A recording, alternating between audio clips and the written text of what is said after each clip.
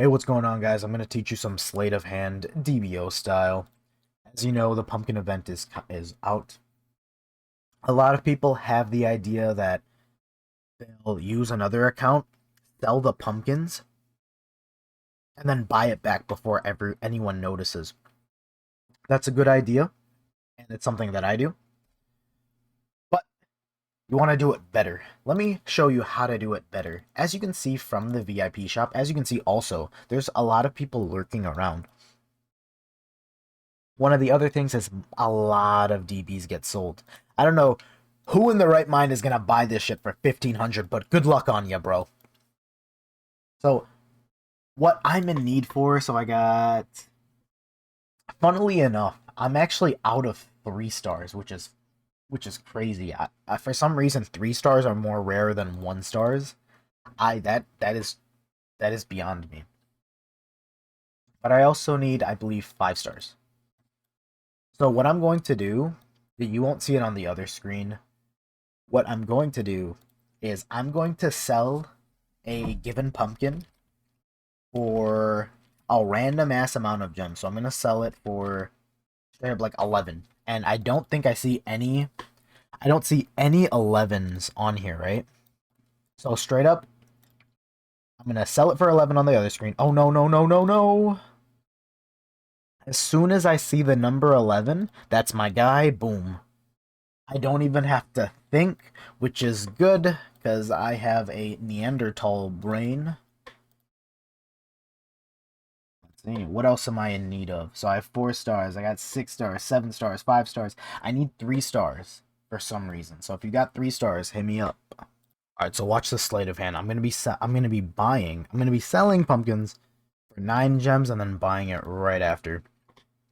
Boom, boom, looking at 9, perfect. And that was 1 stars, one of the most coveted balls in the game, which is rivaled by 3 stars because I don't have any 3 stars across any of my accounts for some reason. Let's see. Let's try to hit 89 for each. So yeah, let's put 2 stars, so 10 of those. Put that in for 2 gems. It doesn't matter. Oh, but 2 is a more common number.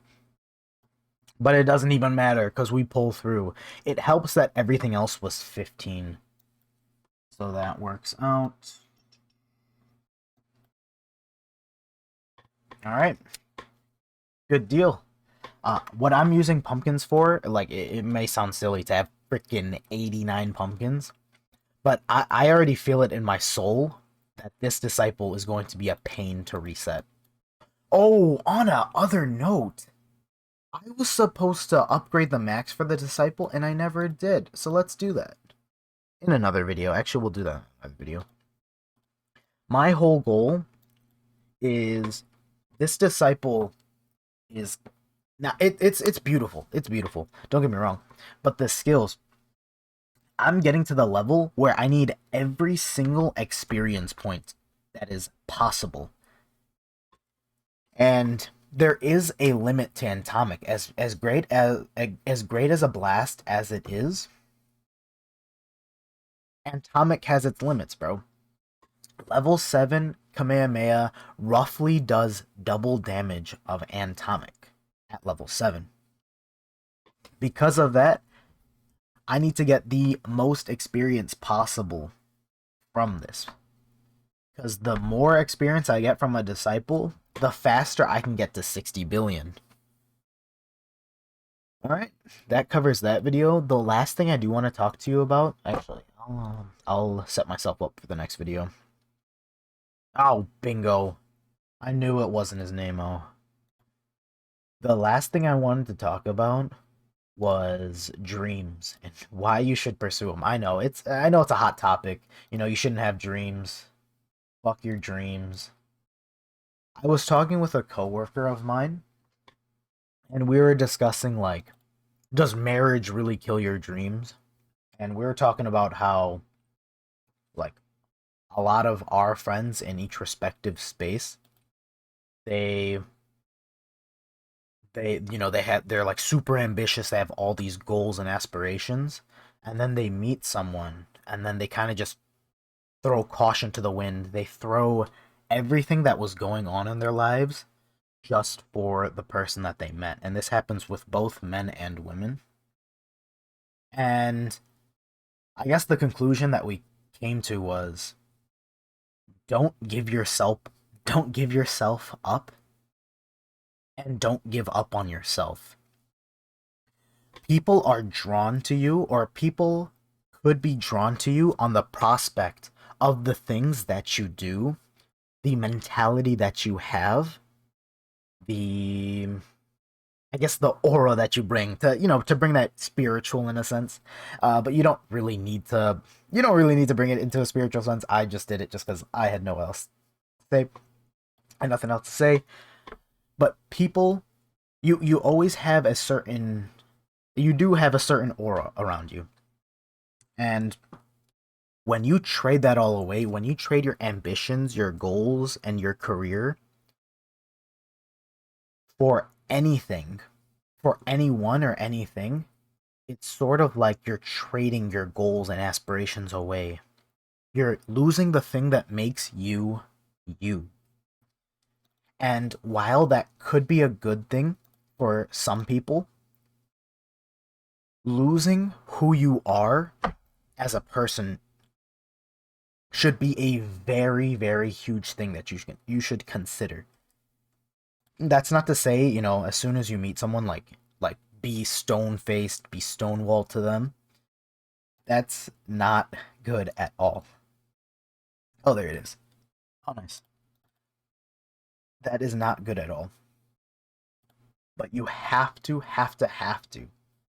understand, like, where you're coming from. Like, you have to understand who you are as a person, and you have to ball out after that. There's the two major religions, like I'd say there's two major religions. There is the religion where you accept everything that comes from a higher power, and there's the religion where all change comes from within. I don't think either religion is bad. I think both have their own shared set of ideals that I think both of them work together very cohesively. I think more so than we all think. From what I'm talking about right now, it's better to talk from the change from within. There's only a certain amount of things that you can change in your life. These are the goals that you have, the aspirations that you have, the beliefs that you have, and the opinions that you hold of others, and then also the actions that you take within a given day. These are all within your power. You can't control when the sky turns blue. You can't control when the sky turns red. You can't control when I'm gonna get Kamehameha. Believe me, I tried. But the things that you can control, you can control how hard you want to go at life. You can control how dedicated you will be within a given day. And to trade to make the biggest change in your life, which is to trade all of that away, is something you should not ever take lightly. I know that I don't know what the age of my audience is. I remember when I was 16 doing YouTube, majority of the viewership were people around my age, so 15, 16, 17. I understand that more people now are actually more grown up. So like I'd say like a majority are still around my age, so 20 plus. So, and this is the time where, most of us are getting into careers and getting into jobs and getting into the workforce, like definitively. And now is the time that you should be approaching life with that mindset of you need to rock this shit, bro. You need to not bite the hand that feeds, but prove to the hand why you need more, I guess. Or become the hand. I don't know. I don't have see that's what I'm saying, bro. I have nothing figured out at all.